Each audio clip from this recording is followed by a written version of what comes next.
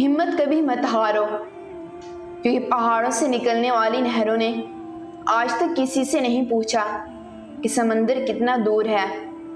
خدا کے چنے ہوئے لوگ ہی دوسروں کے درد چنتے ہیں، یہ ہر کسی کے بس کی بات نہیں۔ زندگی ہمیشہ پرسکون اور خوشگوار نہیں رہتی، کبھی بھی مشکلات آ سکتی ہیں، لیکن مشکلات سے زندگی ختم نہیں ہو جاتی۔ مشکلات کا سامنا کر کے نئے خوشگوار راستے نکالے جا سکتے ہیں۔ سچ بولنے سے انسان کو ذہنی پریشانیوں سے نجات ملتی ہے اور اس کا دل بھی ہلکا ہو جاتا ہے۔ دو طرح کی چیزیں دیکھنے میں چھوٹی نظر آتی ہیں، ایک دور سے اور دوسرا غرور سے۔ بادشاہوں کے پاس بیٹھنے سے کبھی بادشاہت نہیں ملا کرتی، لیکن اولیاء اللہ کی ایک ہی نگاہ بادشاہ بنا دیا کرتی ہے۔ بعض لوگ کہتے ہیں کہ میں غلط بات بالکل برداشت نہیں کرتا، در حقیقت غلط بات ہی تو برداشت کرنے والی ہوتی ہے۔ جب تم اللہ کی چاہت پر سر جھکا دو گے، پھر وہ تمہاری چاہت کے لیے بھی کن کہہ دے گا۔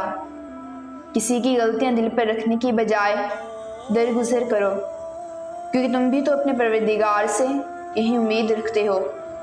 سخت سے سخت الفاظ بولتے وقت ہمیں یاد نہیں رہتا کہ سننے والے کو یہ الفاظ کب تک یاد رہیں گے۔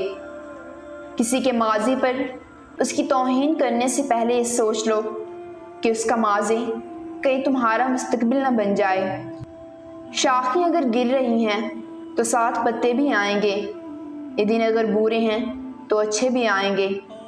زندگی جب بھی رلائے تو سمجھ لینا گناہ معاف ہو گئے، اور زندگی جب بھی ہنسائے تو سمجھ لینا دعا قبول ہو گئی۔